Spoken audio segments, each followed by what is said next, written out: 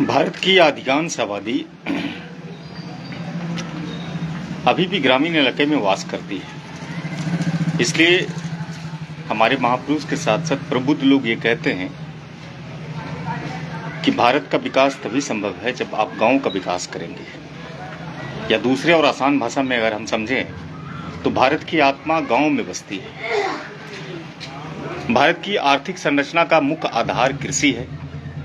अभी भी जो भारत की अर्थव्यवस्था है उसकी मुख्य पिलर जो है वो कृषि है। कृषि पर आधारित हमारी अर्थव्यवस्था है, इकोनॉमी। और इसी ग्राम को विकसित करने के लिए हमारे देश के संविधान में ये शक्ति प्रदत्त है पंचायती राज व्यवस्था की। यानी पंचायती राज व्यवस्था एक ऐसी व्यवस्था है जो गांव को सुंदर, सुदृढ़ और समाज की मुख्य धारा से जोड़ने के लिए ये सेतु की तरह काम करती है। ये बातें तो बिल्कुल जैसी मैं बता रहा हूं, ये लगता है कि किताबी बातें हैं। हाँ, ये किताबी बातें हैं, लेकिन इसकी सच्चाई जमीन पर भी दिखती है। लेकिन पिछले कुछ महीनों से या कहे फिर या पिछले कुछ अवधि से बिहार के गांव के विकास की जो रफ्तार है वो धीमी है, और इस रफ्तार को धीमी करने में केंद्र की सरकार और राज्य सरकार दोनों की लगभग समान रूप से भूमिका है। हम चर्चा पंचायत के चुनाव पर करेंगे और चुनाव के बाद जनप्रतिनिधियों को जो जिम्मा मिला विकास का, उस विकास के जिम्मे में कितनी भागीदारी जनप्रतिनिधि सीधे तौर पर लगा पाए या हो पाई, उसका भी मूल्यांकन इस वीडियो में हम करने की कोशिश करेंगे। सवाल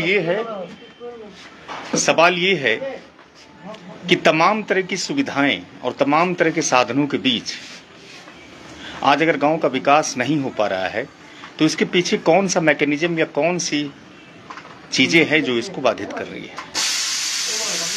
2021 के पंचायत चुनाव में जब नए जनप्रतिनिधियों को जिम्मा मिला, काम करने का अवसर मिला, तो उसमें सरकार की कई तरह की पाबंदियां और रिस्ट्रिक्शन समान रूप से लागू की गई। बिहार सरकार में हम सभी जानते थे कि गांव के जलापूर्ति व्यवस्था को सुदृढ़ करने के लिए वो 7 निश्चय की योजना लेकर के आए थे, मुख्यमंत्री 7 निश्चय। और मुख्यमंत्री 7 निश्चय में मुख्य रूप से नल जल, पक्की सड़कें और नली गली, ये तमाम तरह की सुविधाएं उसमें रखी गई थी।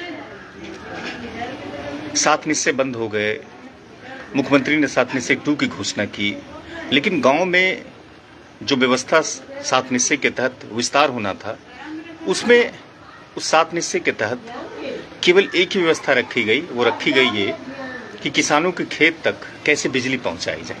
यानी कि ये स्कीम लागू किया कि किसानों को बिजली मिले और उसके खेत सिंचित हो।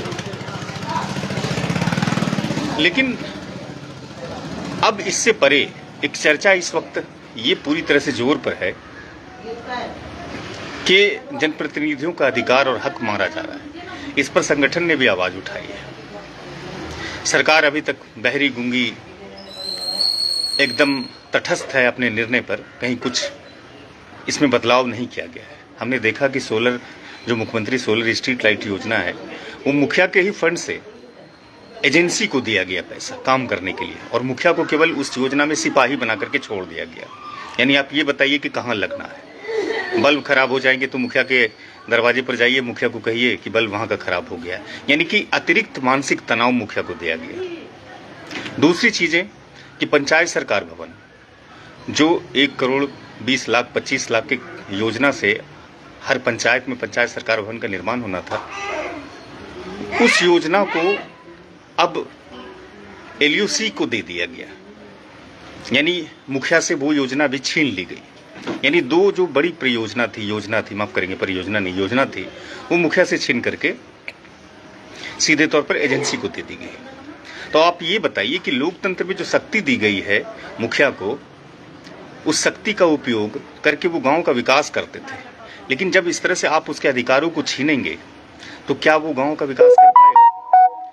बिहार में ऐसे भी पहले से ही अफसरशाही चरम पर है। यहाँ पर इतना ज़्यादा अफसरशाही है कि आम लोगों को काम करवाने के लिए या तो पैरवी की दरकार पड़ती है उसे, या तो फिर चढ़ावे की दरकार पड़ती है।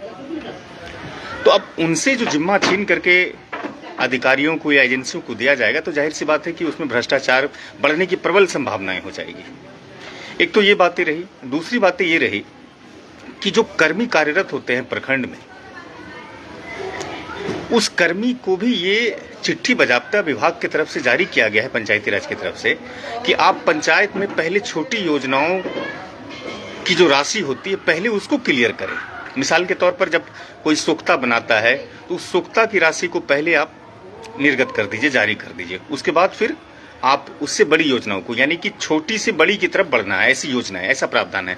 ये चीज़ें आपको भी जानकारी में होनी चाहिए कि जो पंचायत में योजनाएं चलती है वो छोटे स्तर से बड़े स्तर की तरफ जाती है। यानी आप छोटे स्तर पर पहले योजनाओं का कार्य संपन्न करवाइए, उसका पूरी तरह से राशि निकासी करवाइए, उस योजनाओं को बंद करवाइए, फिर अगली राशि की तरफ जाइए।